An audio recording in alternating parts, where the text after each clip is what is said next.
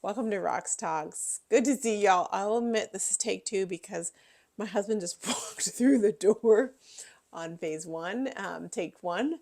But we're going to do this again. It was only like 15 seconds in. So, first of all, I have to say, I apologize for those of you who are like waiting for it in the morning. You're like, where is it? Where is it? Open, open, open. And it's like in some places midnight. But that's just the way that today is. If you don't know, I have been in the Boston area because my father in law passed away last week, and tomorrow, Saturday, is his funeral. Today has been a whirlwind of emotions in so many ways, and I have to be honest with you. I've been crying and not crying and all the things. And my husband keeps saying to me, like, are you gonna cry tomorrow? I'm like, yeah, probably. I'm actually speaking tomorrow. There's a poem that was really special and something that my father-in-law used to say to my husband all the time. And it just turned out that my husband is not going to speak tomorrow. We're doing a private moment with his father earlier, but he's just like, I can't talk in front of people. And so I was like, listen, I know you want this poem read, and I will do it. So I'm hoping that tomorrow I get my life together. But he said to me today, we were driving, he's like, are you going to cry tomorrow? I'm like, yeah, probably. I've been crying so much. But I'm a crier, and I'm okay with that, and it doesn't bother me. I've always been a crier. My emotions come out. I'm a little bit teary just talking to you. So today, and what we're going to talk about today, we had a moment with his mother, with my mother-in-law. It was really so beautiful today. I don't even know how to articulate fully in words, but what I can say is this, like,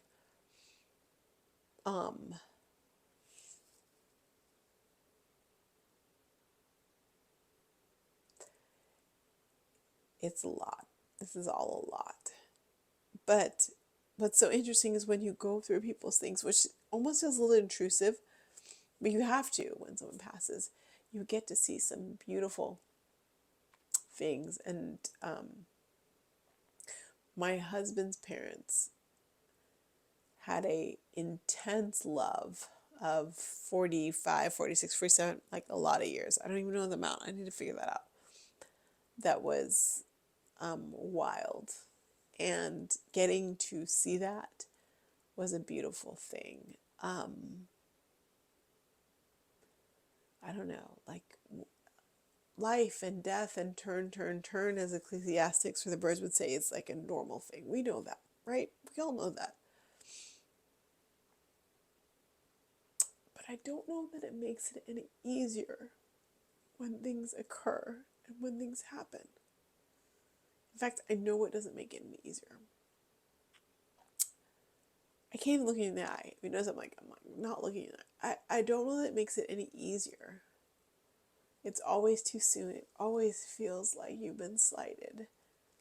And the good thing is that it makes you remember and appreciate life in a really important way.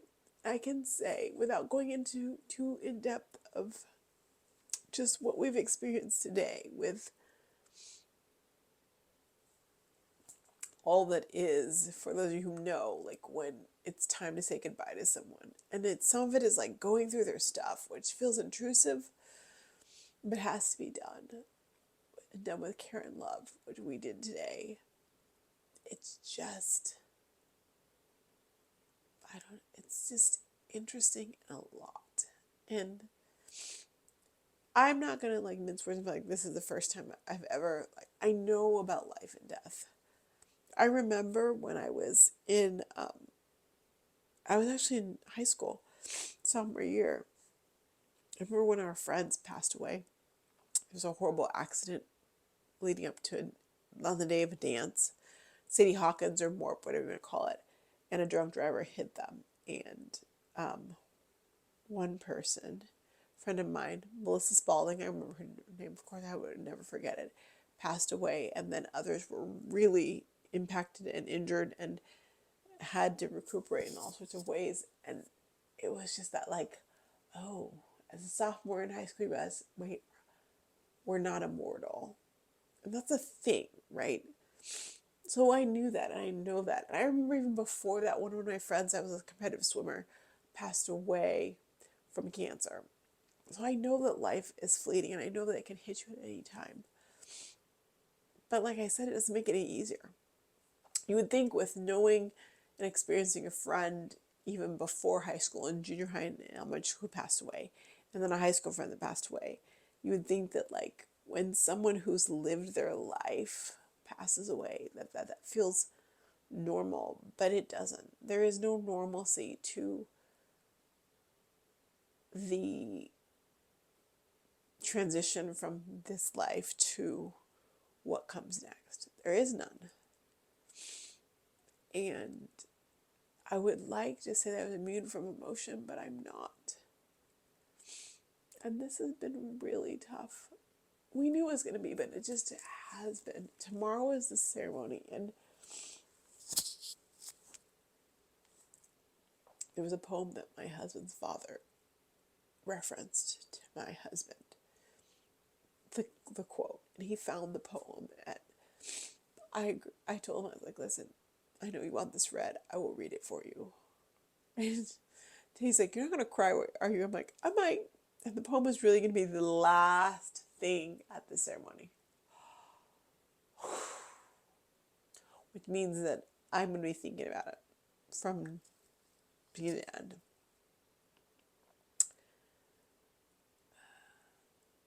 I think that, like, the best you could hope for when you marry into a family is to be accepted. And that acceptance comes from the parents. And Scott's dad has been so loving and so appreciative and so all the things that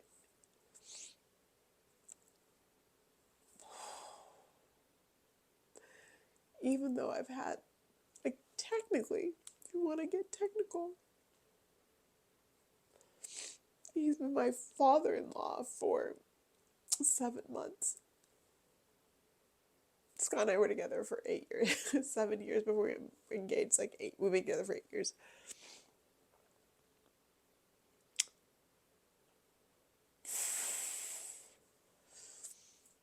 And because my husband and his father have been so close, I've been able to enjoy that and appreciate that. Which makes now really hard.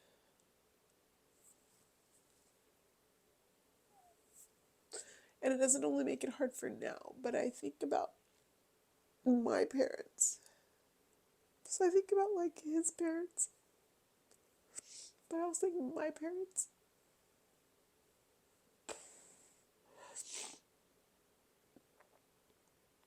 And it's a lot. It's just a lot. I didn't mean to start crying or talking on this, but it's a lot. And I know that a lot of you watching have probably been through it. You understand it. You've got it down. And I know there's beauty in it. And there's awe in it. And all the things. But I think right now,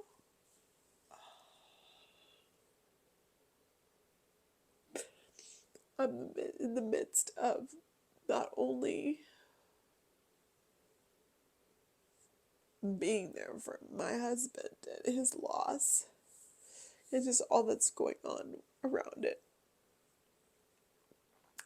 His parents were so in love, and now his mom is without that love. Tangibly, but she still has that love, and I believe that her husband, my father-in-law, is with her always. But I'm also experiencing that sadness from on a personal level as well. I'm a mess. Which is why I told my husband, when he asked me, you're not going to cry tomorrow. I'm like, do you know who I am? Who did you marry? You married someone with emotions. I will not promise that I'm not going to cry tomorrow.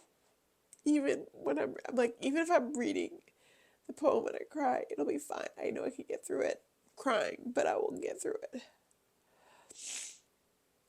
Oh, it's always too soon. That's the note. That's the message. That's the TED Talk from the girl who doesn't even like TED Talks. It is always too soon. It does not matter if you knew or if you. It's always too soon. It'll all make sense one day to us. I know that when it's my turn, I believe I will have some clarity.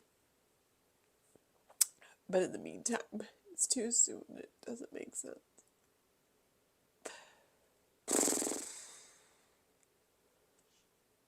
That is all I have for you today.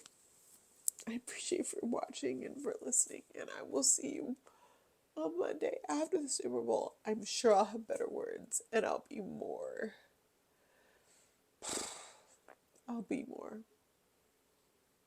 But that's all I have after a very long, very hard day. Thanks for listening, and I appreciate all of you. I'm a mess. But I'll see you next week.